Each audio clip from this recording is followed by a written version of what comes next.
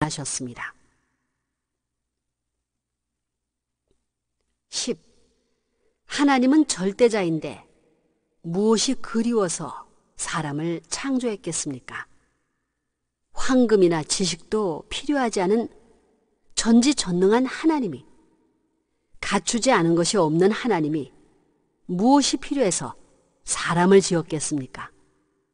창조의 근본 동기가 무엇이겠습니까? 그것은 권력도 아니고 지식도 아니고 돈도 아닙니다. 하나님에게는 사랑의 기반이 없었습니다. 하나님도 혼자서는 사랑을 못 이룹니다. 그렇기 때문에 천지 창조의 동기는 사랑입니다. 11. 하나님은 왜 천지를 창조했느냐? 그 절대자가 전지전능한 분이 무엇이 없어서 사람을 창조했겠습니까? 사랑 때문에 창조했습니다. 사랑은 상대가 없이는 나타나지 않습니다. 상대가 없는데 작용하게 되면 손해가 납니다. 전부 자기를 보호하게 되어 있습니다. 절대 손해나는 곳에는 움직이지 않습니다. 사랑은 상대가 나타나면 없는 것 같은데도 뛰쳐나옵니다.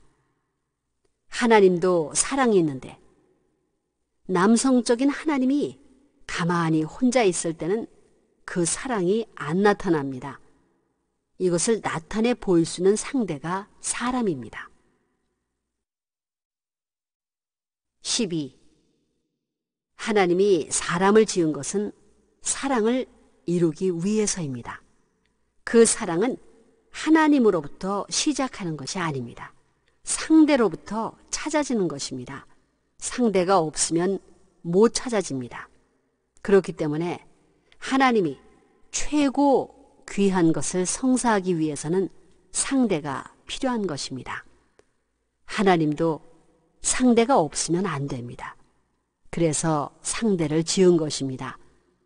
하나님 자신도 상대로부터 절대적인 사랑을 이룰 수 있게끔 상대를 찾아가는 것입니다. 그러므로 하나님도 사랑을 위해 있다는 것입니다. 사랑이 놀라운 것이 그것입니다. 하나님도 사람을 위해 있고 사람은 하나님을 위해서 있습니다. 그렇기 때문에 참 사랑은 위하는 자리에서부터 시작하는 것입니다. 13. 본래 인간이 태어나기를 어디에서부터 태어났느냐 하면 하나님의 사랑에서부터 시작되었습니다. 사랑 때문에 태어났습니다. 사랑이 기원입니다. 인간이 이어받은 그 생명이 귀한 것이 아닙니다. 하나님의 사랑의 이념을 통해서 생명이 나왔기 때문에 생명에 앞서서 사랑이 먼저입니다. 사랑의 뿌리를 받고 우리 생명이 흘러나왔다는 것입니다. 그래서 사랑에서 태어나 사랑에서 자라서 사랑의 상대를 만나야 되는 것입니다. 기쁨과 사랑을 위한 창조. 14. 하나님은 절대자이고 유일무이한 분입니다. 그러나 그분이 아무리 높다 하더라도 혼자 계신다면 기쁨이라든가 재미가 있을 수 없습니다. 혼자서는 재미가 없고 절대 기쁨이 없습니다. 예를 들면 세계에 둘도 없는 법학자라든가 세계의 모든 권력을 가지고 한마디로 세계를 엎치락 뒤치락 할 수 있는 권위를 가진 사람이 있다고 합시다. 그런 입장에 있는 사람이라도 혼자 있어가지고는 기쁠 수 없습니다. 아무리 그런 입장에 있더라도 기쁠 것이 하나도 없다는 것입니다. 15. 하나님이 천지 창조를 왜 했느냐? 나 같은 남자, 나 같은 여자를 보이지 않는 성상에서 실체적 형상으로 전개시켰기 때문에 그 생명들이 꿈틀거리는 것을 보기 좋아해서 지었지 라는 것이 맛이 있습니까? 꿈틀거리는 것도 좋기는 좋지만 이것이 둘이 하나가 되어 늘어져 둥글둥글 구르는 것을 보고 싶었다라고 하는 것이 좋겠습니까? 결국은 사랑하는 것을 보고 싶어서 지었다는 것입니다. 서로가 겨루는 남자 여자를 보고 싶어 하겠습니까?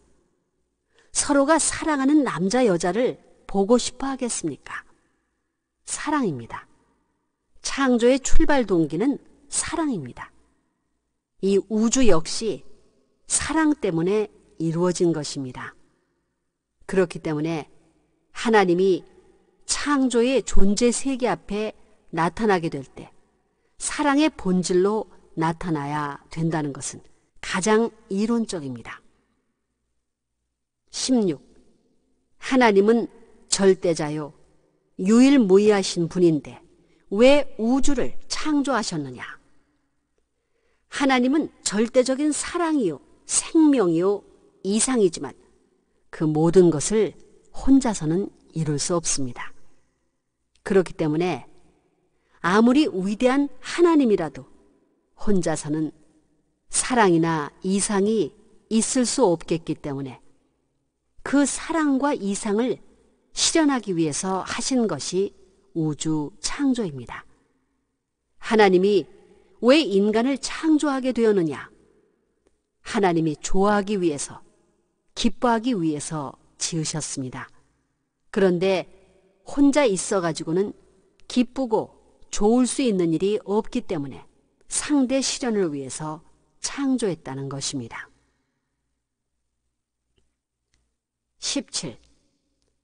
하나님은 천지 창조를 왜 하셨고 아담과 해와를 왜 지으셨습니까? 좋기 위해서 지었습니다. 하나님이 좋기 위해서 창조하신 것입니다. 아담 속에 하나님이 들어가서 무형의 아버지가 되고 아담은 유형의 아버지가 되게 하려 하신 것입니다. 그러므로 아담은 실체를 쓴 하나님이 되어야 했습니다.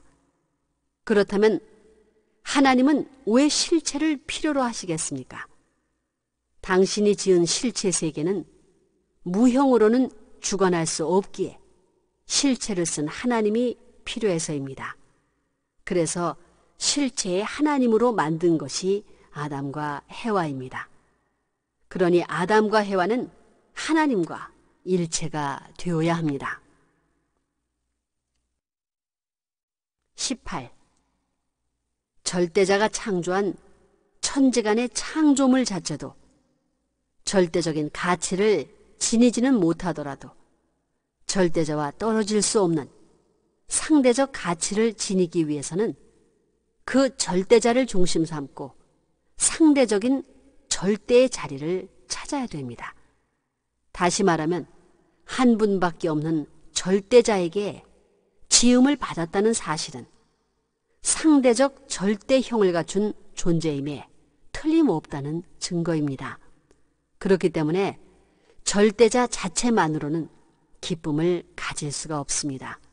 기쁨은 혼자서 이루어지는 것이 아니기 때문입니다. 19. 하나님은 사람 하나를 짓기 위해서 모든 만물을 지어 나오셨습니다. 첫날부터 닷새 날까지 지은 그 만물을 바라보시게 될 때 무한한 소망과 무한한 희망을 갖고 즐거워하셨습니다. 그리하여 이 모든 만물의 주인으로서 하나님 대신 만물을 주관하는 주인으로서 우리 조상인 아담과 해와를 지으셨던 것입니다. 그러고는 무한히 기쁜 심정으로 그들을 위해 축복하셨던 것입니다. 그들에게 생육하고 번성하여 땅에 충만하라 라고 하셨습니다. 생육하고 번성하여 땅에 충만하라는 축복의 말씀을 인간에게 주신 것은 하나님을 기쁘게 하기 위한 목적으로 인간이 지음을 받았다는 뜻입니다. 또한 하나님도 이러한 목적을 이루기 위해서 우리에게 축복하셨던 것입니다.